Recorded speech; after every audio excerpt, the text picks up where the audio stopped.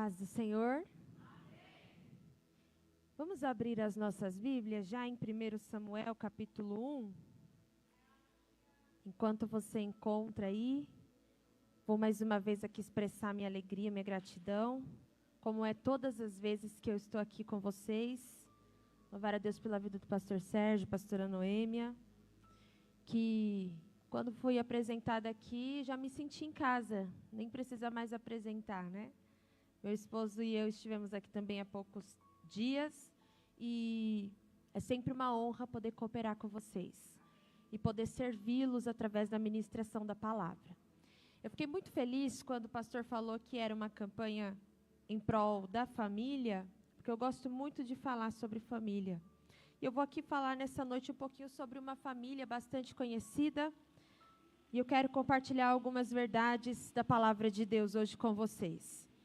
Capítulo 1 de 1 Samuel e o versículo 1 diz assim: Houve um homem de Ramataim, Zofim, da montanha de Efraim, cujo nome era Eucana, filho de Jeroão, filho de Eliú, filho de Tou, filho de Zuf e Efrateu. E este tinha duas mulheres, o nome de uma era Ana e o da outra Penina. Penina tinha filhos, porém Ana não os tinha. Subia, pois, este homem da sua cidade de ano em ano para adorar e para sacrificar ao Senhor dos exércitos em Siló, onde estavam os sacerdotes do Senhor, Ofni e Finéias, os dois filhos de Eli. E sucedeu que no dia em que Eucana sacrificava, dava ele porções a Penina, sua mulher, a todos os seus filhos e a todas as suas filhas. Porém a Ana dava uma porção excelente, porque amava a Ana, embora o Senhor a tivesse tornado estéril. E a sua rival excessivamente a provocava para a irritar, porque o Senhor a tinha tornado estéril. E assim fazia ele de ano em ano.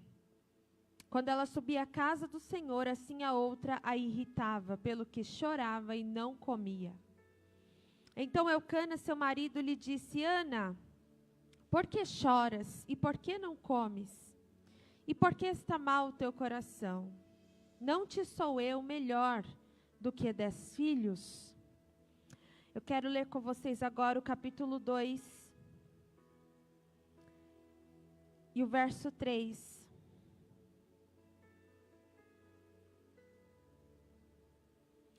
E o jovem Samuel servia ao Senhor perante Eli. E a palavra do Senhor era de muita valia naqueles dias.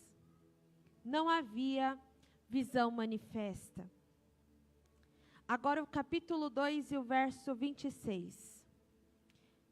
E o jovem Samuel ia crescendo e tornava-se agradável, tanto para com o Senhor, como também para com os homens. Amém. Pode se sentar.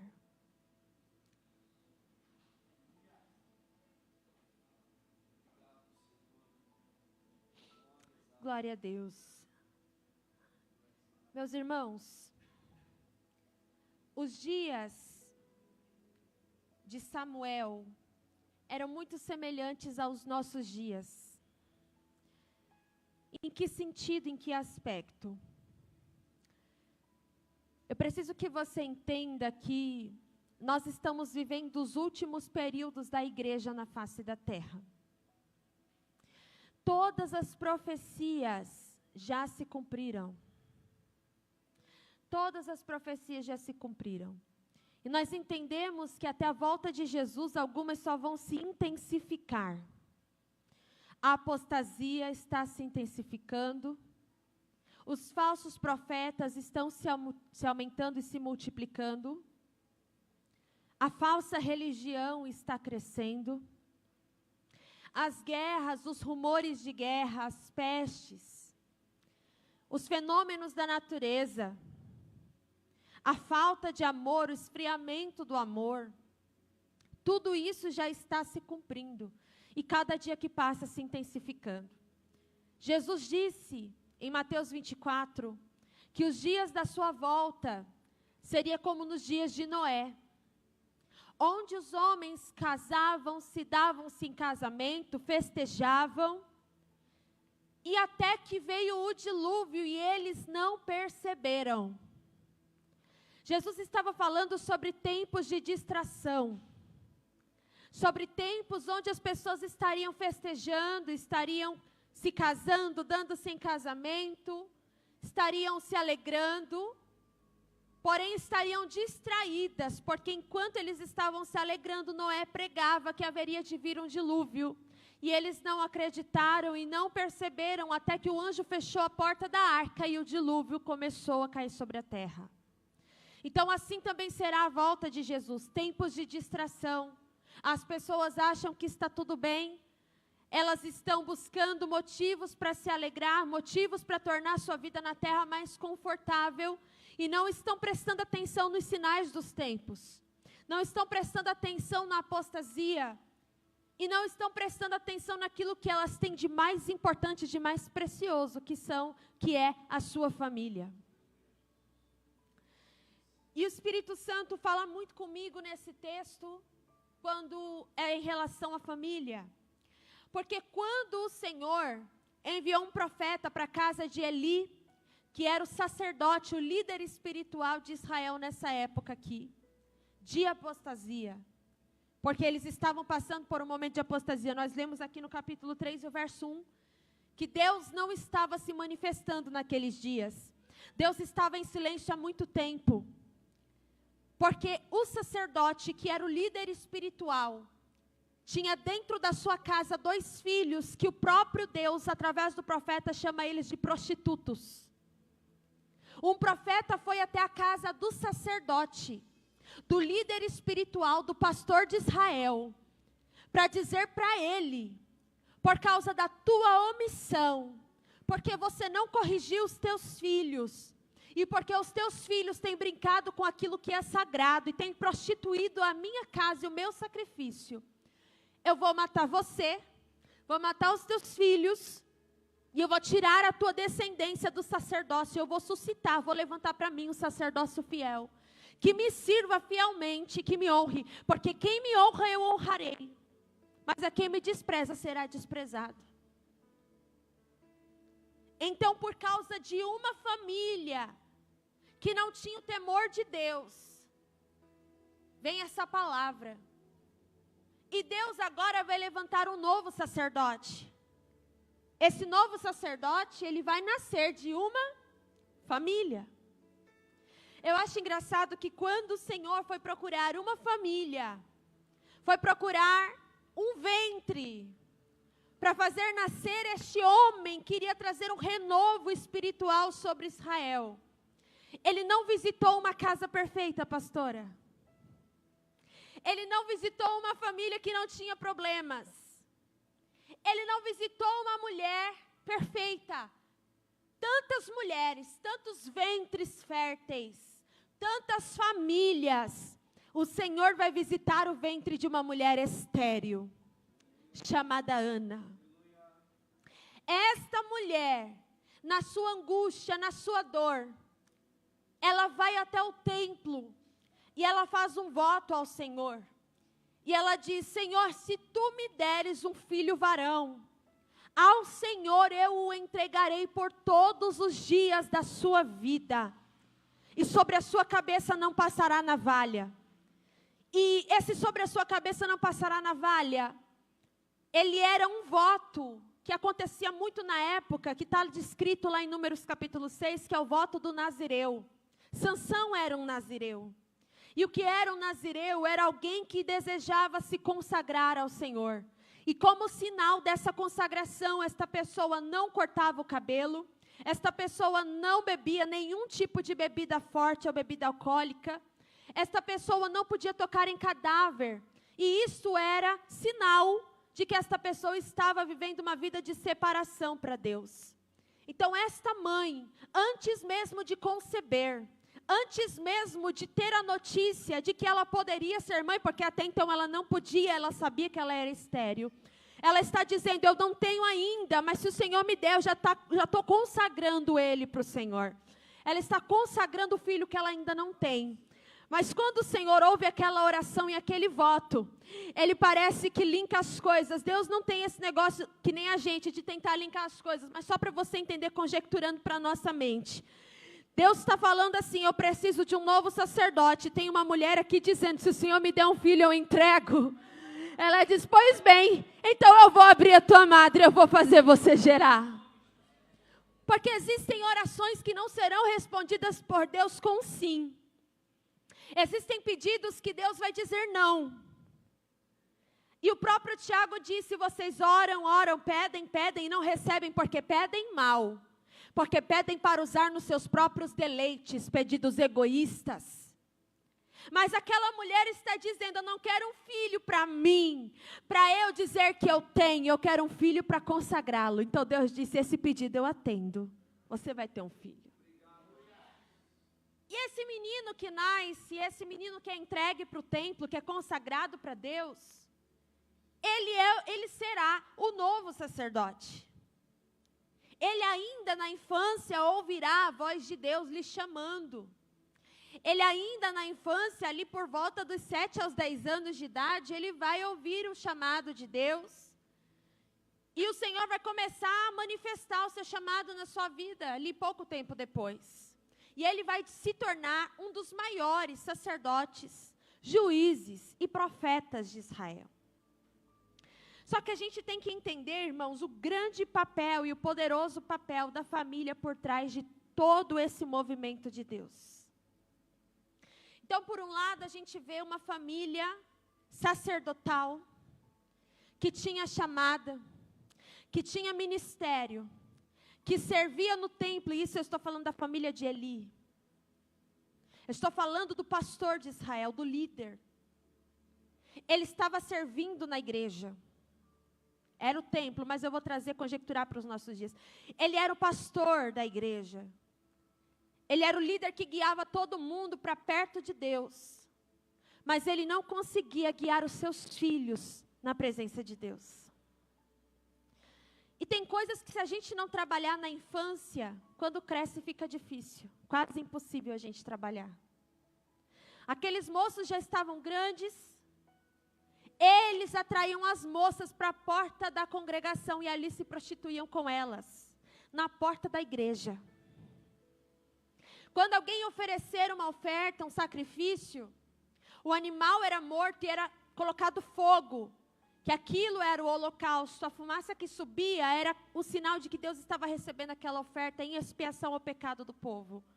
Só que quando o animal estava sendo queimado, aqueles meninos pegavam garfos e pescavam do sacrifício as partes da carne que eles gostavam mais, que eram as partes que tinham gordura. Sabe aquele churrasco? Bem gostoso? Geralmente o melhor é aquele que tem gordura, que dá o sabor.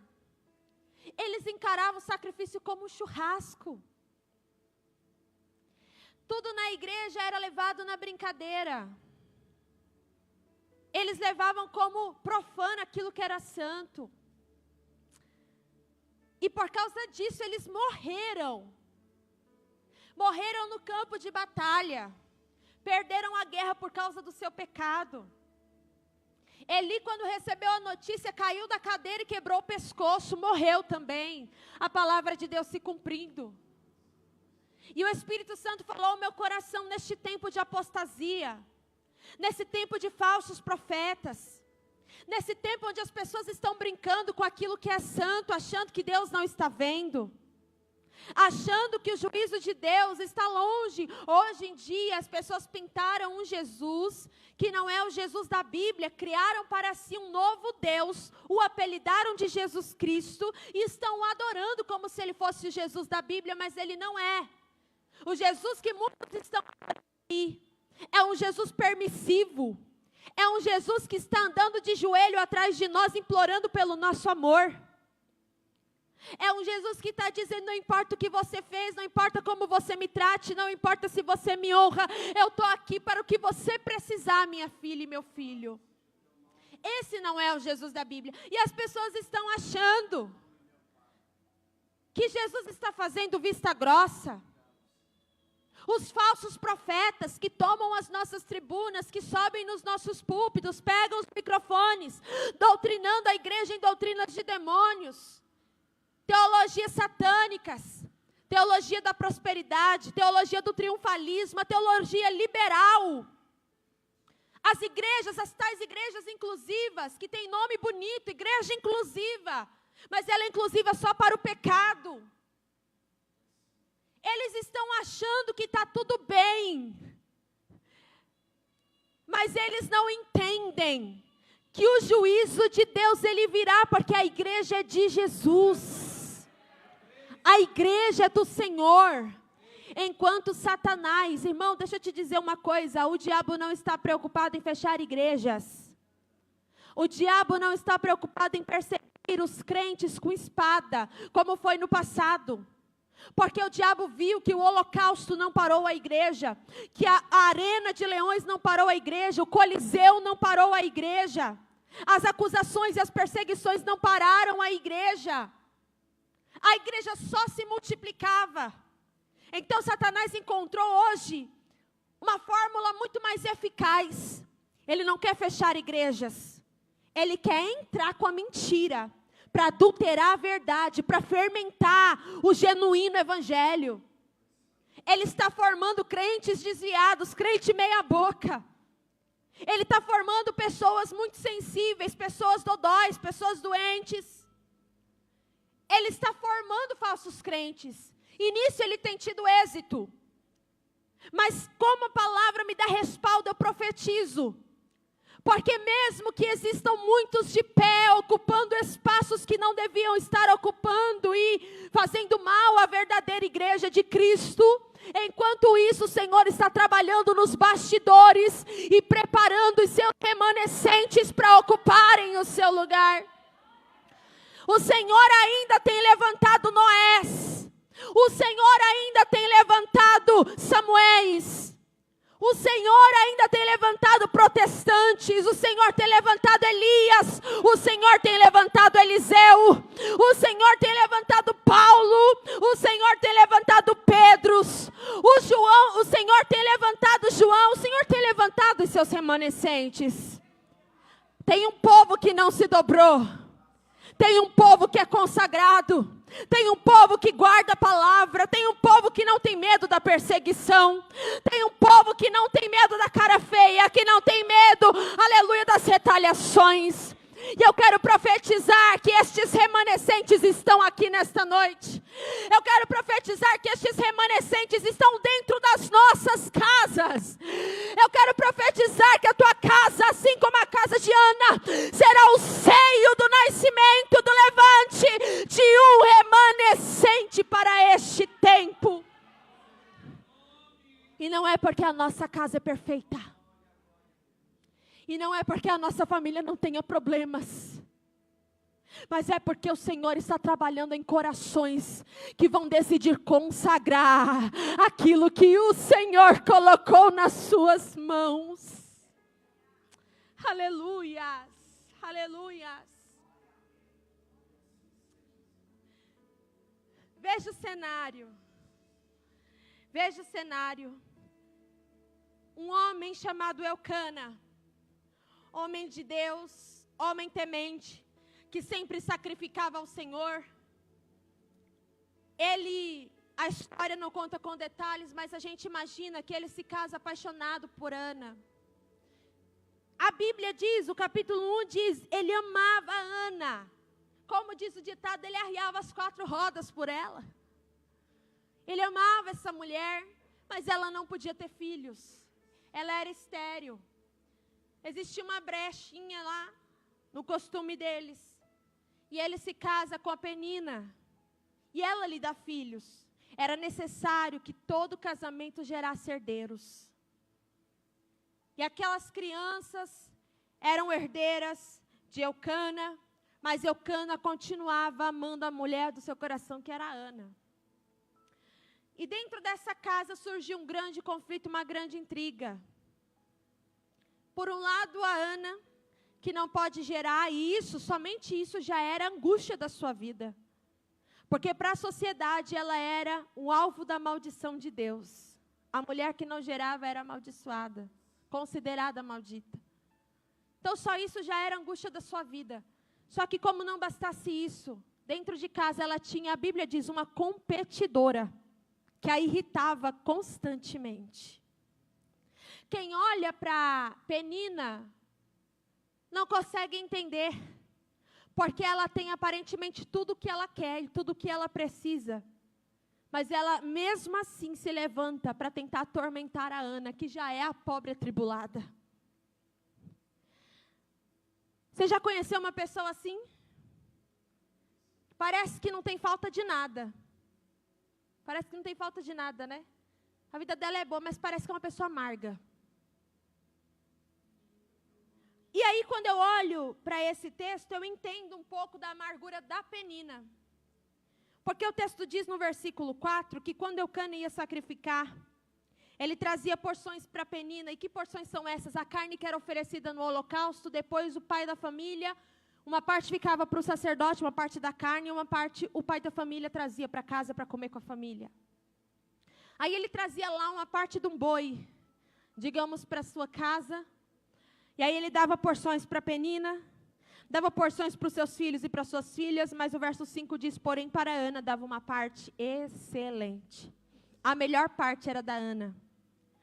O colchão duro era da Penina, mas o contrafilé era da Ana. Oh, glória! O acém era da Penina. Penina, não reclama, cozinha bastante que fica bom. Bota na pressão que fica bom. Mas a picanha e o filé mignon era da Ana. E aí, eu vejo aqui uma mulher, eu vejo aqui, na verdade, duas mulheres feridas. Duas mulheres feridas. A Ana era ferida porque não podia ter filhos. E isso lhe fazia viver uma angústia profunda. E também tinha um problema que ela enfrentava dentro de casa com a Penina. Mas tem a Penina que também é uma mulher ferida. Ela é ferida por quê? Porque ela tem os filhos, ela tem a casa, ela tem a família, mas ela não tem o amor do seu marido. Aleluia. E aí você já viu, gente, que tem pessoas que são feridas de diversas formas. Mas cada pessoa reage de uma forma diferente às suas dores. Tem gente que é ferido, que está angustiado, que enfrenta problemas que lhe causam dores. E essas pessoas resolvem ferir porque estão feridas. E esse é o caso da Penina. Ela não tem o amor do marido como a Ana tem. E por causa disso, ela vai e desconta na parte mais frágil. Ela fere a Ana, porque ela está ferida. E quantas vezes nos nossos lares nós estamos assim? Quantos lares, quantas pessoas que estão feridas por diversas circunstâncias. E por causa da sua ferida, elas passam a ferir. Como se ferir o outro curasse a sua ferida. Mas não cura. É como se a pessoa dissesse assim, já que eu não posso ser feliz, ninguém mais pode ser feliz. Já que eu não posso estar bem, ninguém mais pode estar bem. Vamos falar aqui de casamento, que aqui tem muito casal. O Eucana falhou com a Penina, mas ele deu para ela o que ele tinha e o que ele podia dar. Porque o coração dele era da Ana. Já começa errado, que duas mulheres na mesma casa não dá certo. E dois homens também no mesmo relacionamento não dá certo. Deus criou um para um e acabou. Marido para mulher e mulher para o esposo e acabou. Aqui já começou o problema, mas vamos lá. Eles estavam começando a caminhar, erravam por causa da dureza do seu coração. E as consequências vinham automaticamente. Mas vamos falar dos nossos casamentos. Deus deu orientações aos maridos, através dos seus porta-vozes. Paulo foi um dos que mais falou sobre o papel do marido dentro da família. Eu vou citar só alguns aqui. Efésios diz que o marido, capítulo 5, o marido ele deve amar a mulher como Cristo amou a igreja. Meu irmão, quando isso não acontece na sua casa, vai acontecer problema. Quando você falha no papel que Deus designou para você, vão gerar problemas dentro da sua família. Você é capaz de entender e de assimilar como foi que Cristo amou a igreja? Paulo diz, ele amou a igreja de tal forma que ele se entregou e se sacrificou por ela. O marido bíblico, ele se sacrifica pela esposa, ele é o protetor da esposa. E ele não é somente protetor dos perigos físicos, ele é o protetor dos perigos emocionais. Ele é o protetor dos sentimentos dessa mulher. Ele compra briga, ele compra guerra. Um parente se levanta falando mal da esposa, ele vai lá e se posiciona como protetor da sua casa. Ele defende a sua mulher.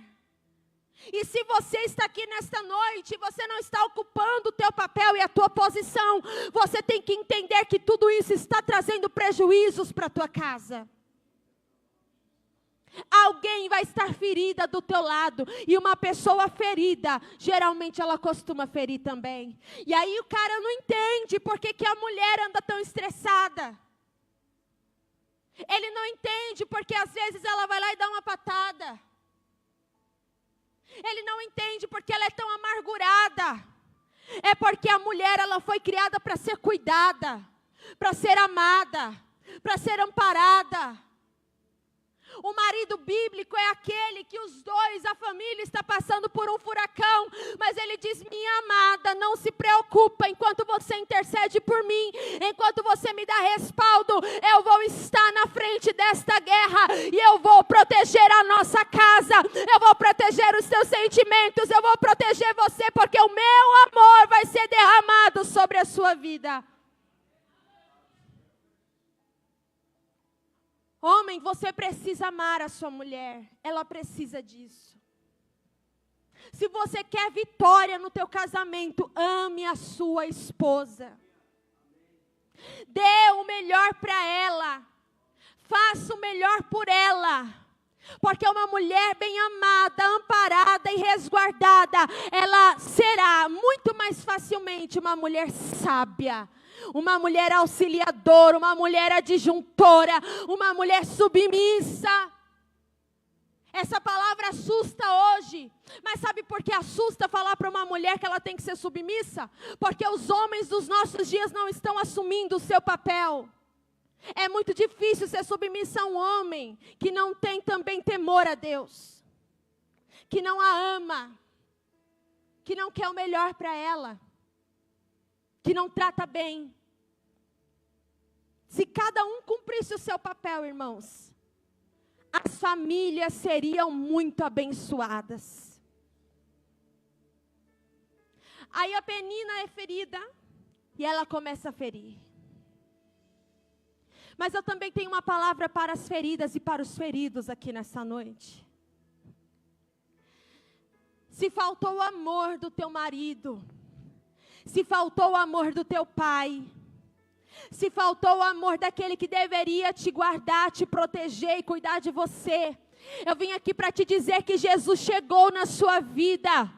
E Ele é o grande eu sou. Ele é aquilo que você precisa que Ele seja. A Bíblia diz que Ele é o pai dos órfãos. Ele é o marido das viúvas. Ele é o socorro bem presente. Ele é o amigo em todo tempo. Ele é, nesta noite, a cura para as tuas feridas. O Senhor está falando com o coração machucado aqui. Não se preocupe, minha filha. Talvez algumas coisas importantes estão faltando na sua vida, mas eu cheguei para assumir o meu papel na tua vida. Eu derramo um bálsamo aqui nesta noite. Você não precisa ferir ninguém, você não precisa machucar ninguém, porque eu te chamei para ser curada, e depois de ser curada, você vai curar. Aqui está outro exemplo de outra mulher ferida, a Ana. A Ana, ela é ferida porque não tem filhos e ela é ferida pela Penina. Só que a Ana, diferente da Penina, tem outra atitude. Ela não está ali para competir, nem para ferir mais. É uma guerra de braço, quem é que vai ferir mais? Porque tem discussão que parece que a gente só fica satisfeito quando a gente termina ofendendo mais. O Senhor está dizendo, você não precisa disso. Ao invés de ficar numa guerra de braço, a Bíblia diz que ela vai para o templo. Amém? Tem coisa que você não vai resolver no grito. Tem conflito dentro da sua casa que você não vai resolver gritando mais alto e ofendendo mais na discussão. Tem coisas na sua casa que você sabe que não resolve falar, repetir e gritar, você só está criando mais conflito. Tem hora, meu irmão, que a gente tem que correr para o joelho. Tem guerras que a gente vence nos pés do Senhor Jesus. E ela faz isso. E quando ela chega no templo, ela faz aquela oração de consagração. O Senhor está dizendo, de quem é a sua casa? De quem é a sua família? A quem você consagrou a tua família? Porque das duas uma, se ela não é de Deus, ela é brinquedo do diabo. Mas nessa noite o Senhor está te convidando a consagrar a sua casa para Deus. Você já tirou um dia, aquele dia que todo mundo saiu para ninguém atrapalhar o processo. Aí você pega, fecha a porta e você fala, pronto, agora o negócio aqui vai ser diferente. Senhor, pode entrar. O Senhor é dono desta casa, pode entrar nessa sala. E aí você começa a ungir os 4 cantos da sua sala. Aí você vai para o quarto, você começa a ungir o travesseiro. Aí você começa a ungir a cama. Aí você vai lá no quarto daquele filho que está dando trabalho. Você vai lá, unge, você fala, o meu filho é de Jesus. O meu filho não foi gerado para a perdição, ele foi gerado para a salvação. E aí você começa a passear pela tua casa. E você começa a dizer, Senhor, este lugar é o teu santuário. Este lugar é o templo do Senhor, porque a tua palavra diz que onde estiver 2 ou 3 reunidos no teu nome, ali o Senhor se faz presente.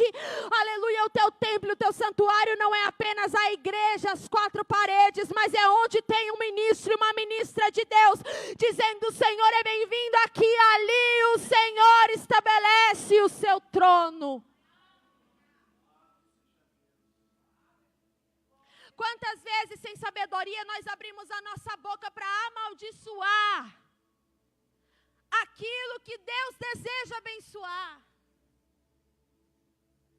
Quantos pais e mães eu já vi abrindo a boca para proferir palavras de maldição para os seus filhos? Quantos pais xingam os seus filhos?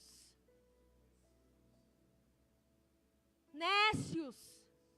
Não tem ideia do poder que tem uma palavra sobre a vida de um filho. Palavras de pai e mãe são sementes. E coração de crianças, coração de filhos são terras muito férteis. Pode cair semente boa e ela vai crescer, mas também pode cair semente ruim. Se cair semente ruim, ela também cresce. Erva daninha, raiz de amargura, espinheiros, abrolhos, zambujeiros, palavras contrárias, maldições, xingamentos. A forma como você trata a pessoa da tua família é a forma que você está profetizando o futuro dela. Quantas vezes tem uma pessoa dentro da nossa casa que ainda não aceitou Jesus? E nós tratamos essa pessoa como se ela fosse do inimigo mesmo. Só que Deus está dizendo, a forma como você trata alguém diz muito sobre o futuro profético que você está ministrando sobre a vida dele e sobre a vida dela. A quem você tem consagrado a tua família? A quem você tem consagrado o teu casamento? Quem é que tem tido liberdade dentro da tua casa? É o Espírito de Deus ou é o Espírito do diabo? A quem você tem emprestado a tua boca, a tua sementeira? Aleluias. Olha Deus falando com alguém aqui nesta noite. Está com problema em casa, Ana? Ela vai para o templo, ela fala, pois bem, eu não estou vendo, não é realidade ainda na minha vida, mas eu já estou consagrando. E o Senhor está dizendo, ainda não aconteceu, você ainda não está vendo milagre, mas já começa a agradecer e a consagrar ao Senhor. Aleluia, novidade de vida que Ele vem trazendo sobre a tua família.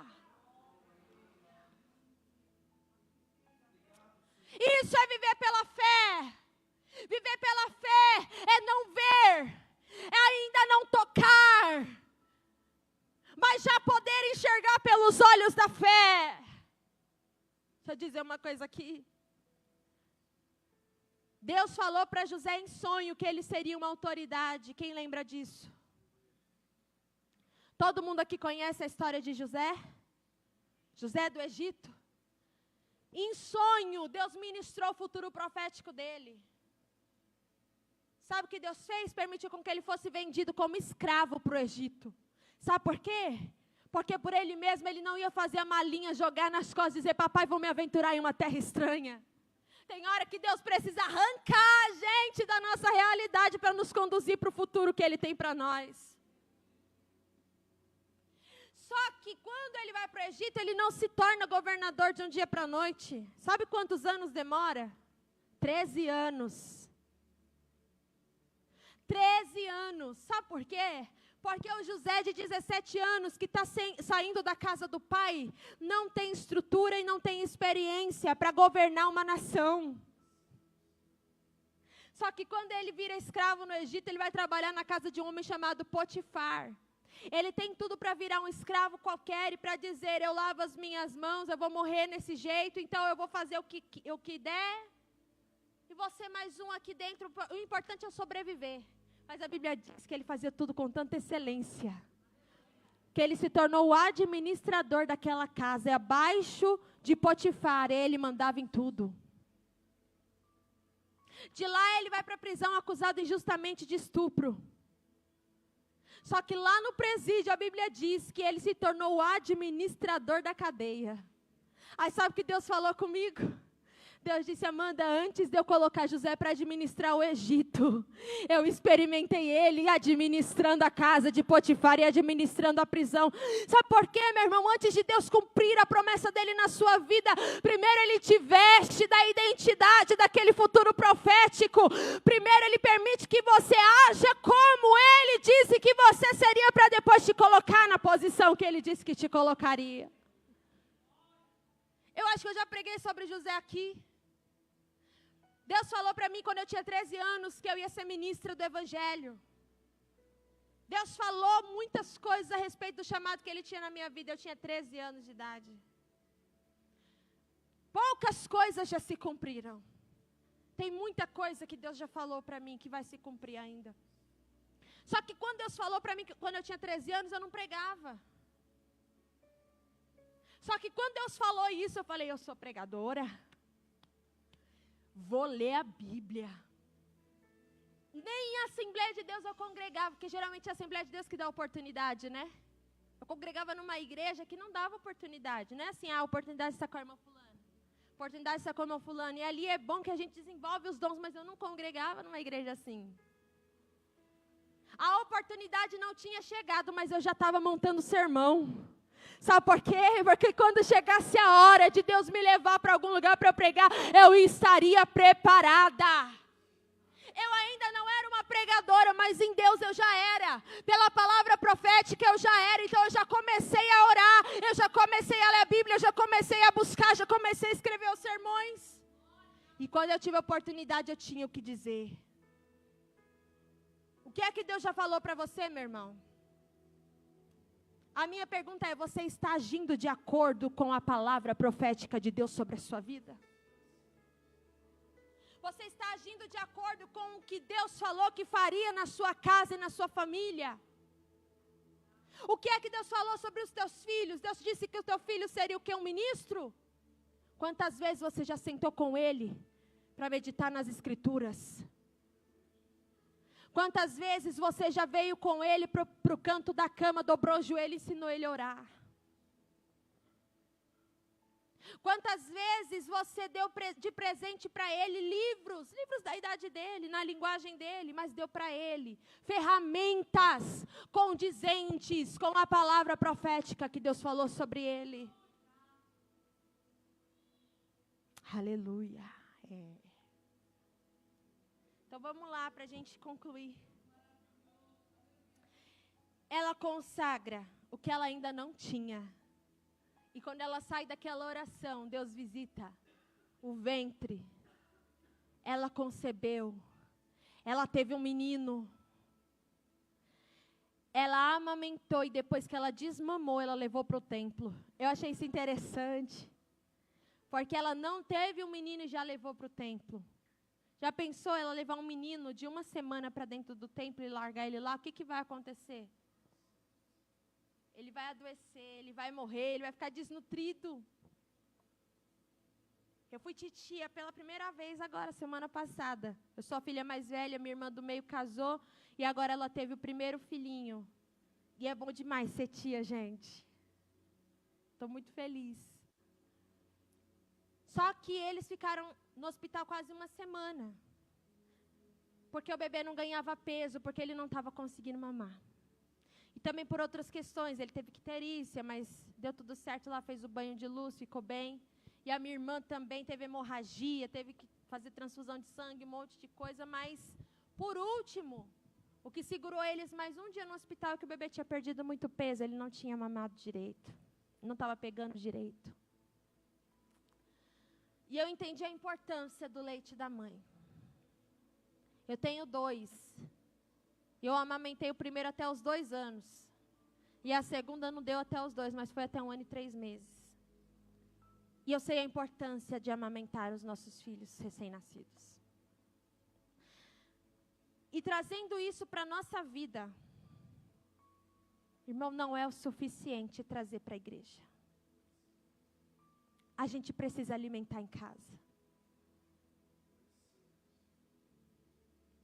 Será que alguém está entendendo o que eu estou dizendo aqui? Ela não tem um menino e já entrega, não. Ela amamenta, ela alimenta. Ela deixa ele robusto, ela deixa ele fortalecido, imune, porque o leite também traz imunidade para a saúde da criança. Criança que mama no peito tem mais dificuldade de ficar doente do que quem não mamou. E depois que ele está sustentado, ela leva. Lá por volta dos 5 anos de idade, ela leva. Não é o suficiente trazer para a igreja. Ah, mas o meu filho vai para a igreja desde quando ele nasceu. Ah, mas a nossa família vai para a igreja todos os domingos. Não é o suficiente vir para a igreja. Precisa ser alimentado em casa. Nós precisamos alimentar a nossa família. Pais, vocês precisam discipular os seus filhos em casa. Marido, você precisa ser sacerdote da sua família. Você precisa abençoar a tua esposa. Como é bom você ter um marido, um sacerdote dentro da sua casa, que ama a Deus e que ama você. Que no teu momento de guerra, de conflito, de luta, você pode dizer: põe a mão sobre a minha cabeça e ministra sobre a minha vida, meu marido. Quantas vezes eu estava em aflição, em angústia, e eu disse: amor, ora por mim, porque eu não estou bem. E ele colocou a mão sobre a minha cabeça e abençoou a minha vida. Maridos, vocês precisam abençoar a sua casa. Vocês precisam abençoar os seus filhos. Vocês precisam ministrar a bênção de Deus sobre a sua família. Mães, vocês precisam discipular os seus filhos. Vocês precisam orar pelos seus maridos. Nós precisamos sustentar a nossa casa em oração. Nós precisamos sustentar a nossa casa com a palavra de Deus. Quantas vezes alguém está lá em casa com dor, mas antes da gente pegar o dipirona, a gente bota a mão na cabeça e repreende a enfermidade. Aí depois o João toma o remédio, meu filho mais velho, e ele diz: mamãe, a oração está fazendo efeito. A gente sabe que é o remédio, mas a gente também precisa ensinar para eles que existe um Deus, e é o nosso Deus, e Ele cura. Ele é Jeová Rafá. Quantas vezes, ai mamãe, eu estou com vontade de comer um churrasquinho. Filho, vamos orar, tempo da prova. E a gente dobrou o joelho na sala e orou por este churrasquinho. E de tarde meu marido chegou em casa dizendo: amor, o Daniel me ligou, nosso amigo.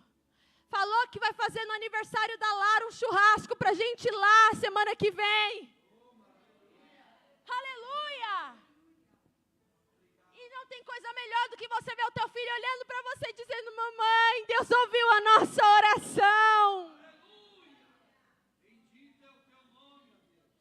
Mamãe, eu quero uma bicicleta. Tempo da prova.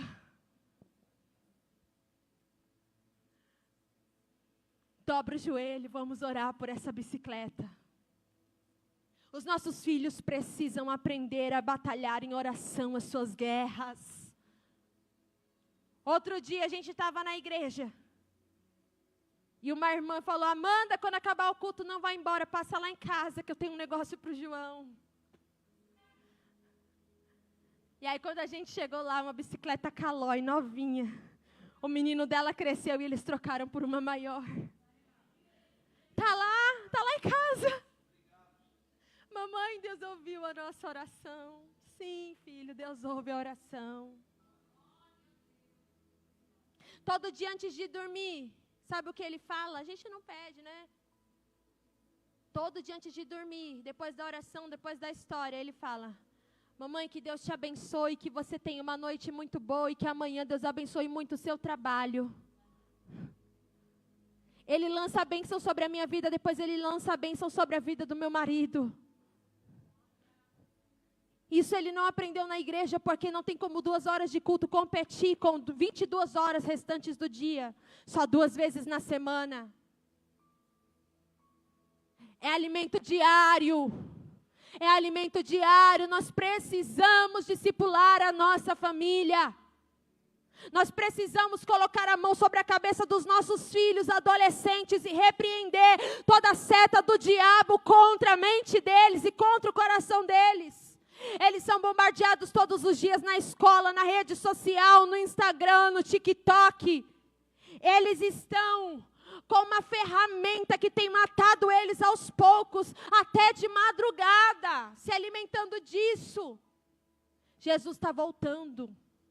Jesus está voltando. Será que os nossos filhos são salvos? Meu filho tem 5 anos, irmão. Ele já tem consciência. Quantas crianças hoje de 5 anos, se morrerem, não são salvas? Por quê? Porque já tem consciência. E não tem Jesus. Não aceitaram Jesus, ou tem um coração obstinado para o mal. Tem criança que já nasce ruim. E sabe de quem Deus vai cobrar isso? Dos pais. Não vou entrar em polêmica aqui não, mas eu só vou lançar uma bem pequenininha. Existem níveis de condenação. Isso é muito claro nas parábolas de Jesus. Leia as parábolas de Lucas. Jesus conta várias parábolas e ele fala sobre castigos diferentes para servos infiéis, que foram infiéis em proporções diferentes. Fala: este receberá castigo pior. Existem níveis de condenação. Só para você entender. A gente precisa entender a nossa responsabilidade. O Senhor vai cobrar de nós a nossa casa, a nossa família. O Senhor vai cobrar dos maridos a vida das suas esposas e o jeito como Ele as tratou. O Senhor vai tratar das esposas, o jeito como elas trataram os seus maridos. O Senhor vai cobrar dos pais, o jeito que eles educaram os seus filhos. E o Senhor vai cobrar dos filhos também. As suas escolhas erradas. Ninguém aqui é inocente. E a palavra de Deus tem sido pregada. Enquanto 10 pregam as falsas doutrinas, ainda tem um se levantando e pregando o verdadeiro evangelho. E você escolhe qual é a comida que você vai comer nessa mesa. Eu vou encerrar aqui. Quando ela entrega ele para o templo, irmãos, capítulo 2, diz assim que ela sempre ia visitar Samuel e levava para ele um presente, que era uma túnica. Que não era uma túnica qualquer, era um uniforme, era uma roupa usada por sacerdotes, profetas e autoridades. Pensa numa farda que é um uniforme, sabe? Então, quem usa uma farda, você já olha e já identifica, é o quê? Policial, certo? Essa túnica que está falando aqui, que a Ana levava, era uma túnica especial, era um uniforme que usava só profetas, juízes e autoridades. Imagina uma criancinha lá vestida com a farda, né? Você olha assim, olha o policialzinho, né? Agora você imagina o Samuel lá pequenininho, usando aquela roupa de autoridade. Olha que bonitinho. O profetinha. O sacerdotezinho. Mas sabe o que a Ana estava fazendo? Ela estava vestindo ele do futuro profético que ela estava lançando sobre a vida dele. Deus não mandou profeta para dizer, Ana, assim diz o Senhor, o teu filho vai ser o novo sacerdote. Não, porque o natural era que os sacerdotes líderes, os sumos sacerdotes fossem da mesma família, da mesma linhagem. Ele seria, talvez, para sempre um auxiliar do templo. Então não teve profeta dizendo, o teu filho vai ficar no lugar de Eli. O teu filho vai ser o futuro profeta. O teu filho vai ser o futuro sumo sacerdote. Mas ela, como mãe, entendia o poder que ela tinha de ministrar o futuro do seu filho. Você tem um poder de mudar as coisas na tua casa. E quando você descobre isso, minha irmã, ninguém te segura. Meu irmão, você tem o poder em Cristo de mudar o rumo das coisas lá dentro da tua casa. Você precisa começar a agir sobre o rumo profético que você tem desejado para a tua família.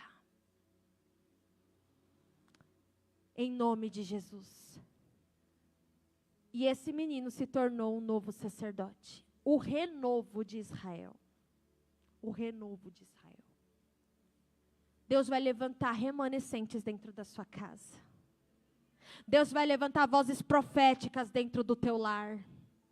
O teu ventre espiritual, ele é profético, ele é gerador de vida. Existe poder de Deus derramado sobre a tua vida para gerar vida. Você entende isso nessa noite? Nós vamos ficar de pé e vamos fazer uma oração pelas nossas casas. Eu acredito que ainda vai ser levantado um clamor aqui pelas famílias. Fique de pé. Pode abrir para mim, pastor, por favor? Aleluia. Aleluia. Eu vou te contar, irmão, porque eu sou prova disso. Obrigada, pastor. Quando eu tinha 12 anos, os meus pais se afastaram da igreja.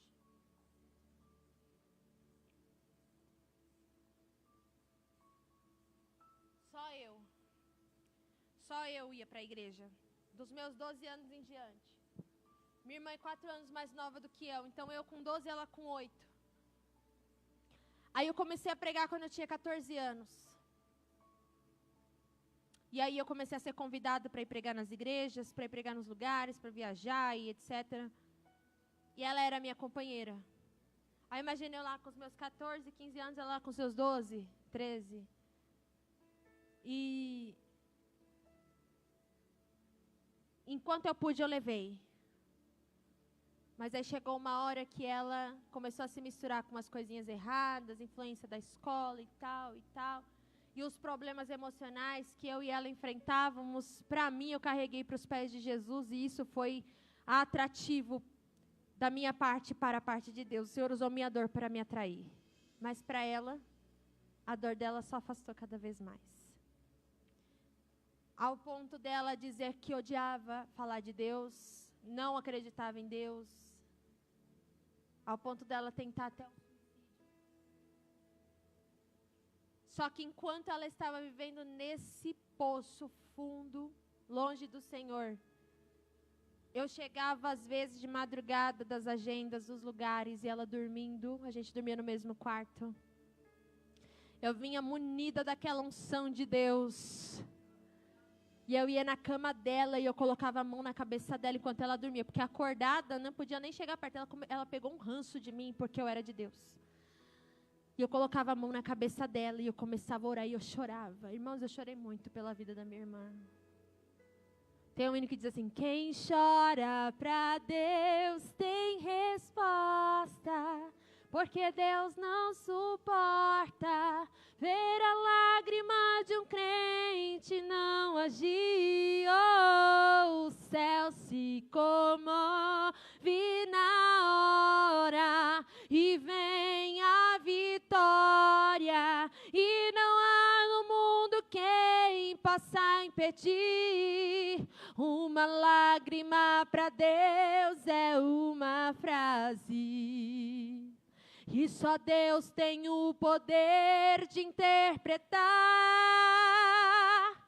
E o crente chora para Ele porque sabe que Ele é o único que pode consolar. E eu chorei muito e profetizei muito. Só que quando eu falava, eu não profetizava que ela ia ser crente. Eu profetizava que ela ia ser missionária. Olha que ousadia. Profetizava, ela vai se converter, ela vai ser missionária, ela vai viver para a obra de Deus, ela vai se lançar, ela vai ganhar almas para o reino de Deus. E eu profetizava e chorava. E isso não foi uma vez, não foi duas, era quase todo dia. E quando ela não estava deitada, eu ajoelhava na cama dela, põe a mão assim, eu dizia: Senhor, age. E eu orava e eu chorava. Foram cerca de uns 4 anos orando e chorando. E um dia, numa conversa de 20 minutos, porque eu tinha que pisar em ovos para falar com ela. Eu não fui falar de Deus, mas na conversa a gente falou sobre alguma coisa ali de Deus. E eu não sabia, depois ela veio me falar, que naquela conversa houve uma viradinha de chave nela. E ela começou a se ver pecadora. E ela começou a pensar: se eu não buscar a Deus, eu vou me perder, eu vou para o inferno. E eu preciso da misericórdia de Deus. E ali ela disse que foi para o quarto, ela foi chorar. E naquela semana, eu já era casada. E ela disse que naquela semana ela foi para a igreja, ela se reconciliou com Jesus. Naquele mesmo ano ela se batizou.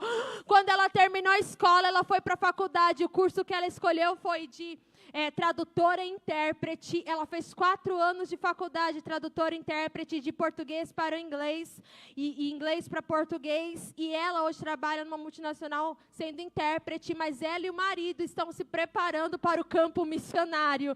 Ela disse: Amanda, eu não vou comprar apartamento, eu não vou comprar casa aqui, porque eu sei que o nosso tempo aqui no Brasil é curto. O Senhor está nos chamando para a obra missionária.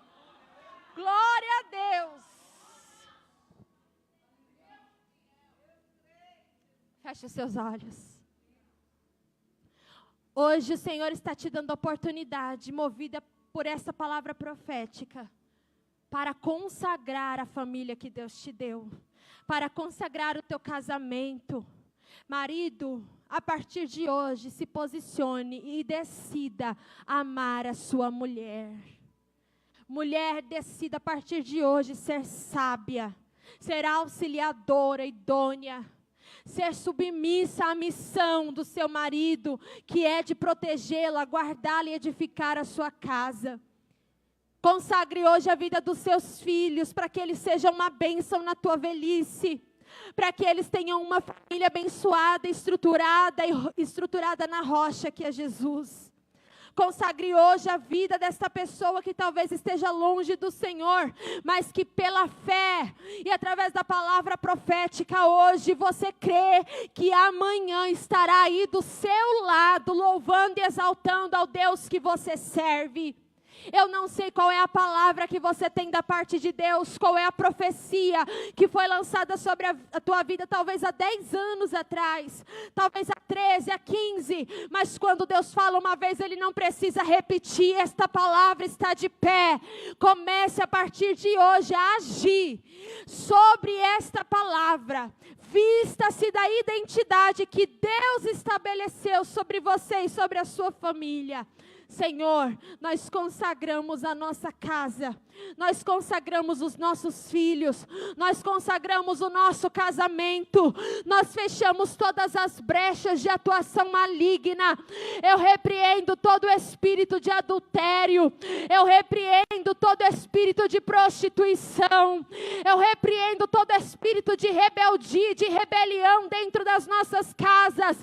Eu repreendo em nome de Jesus todo espírito contrário, tudo aquilo que vem trazer contenda, dissensão, brigas, tudo aquilo que tem causado feridas em alguém dentro dos nossos lares. Pai, eu venho te pedir que o Senhor reine com a paz, reine com o amor dentro da nossa casa, que o Senhor estabeleça o teu trono naquele lugar, e que eu e a minha casa possamos servir ao Senhor em espírito e em verdade, em nome de Jesus.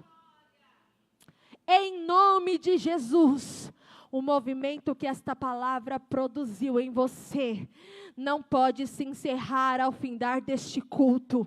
Leve para a tua casa esta palavra profética e viva a partir de hoje em novidade de vida, você e toda a tua casa. Amém? Que Deus abençoe.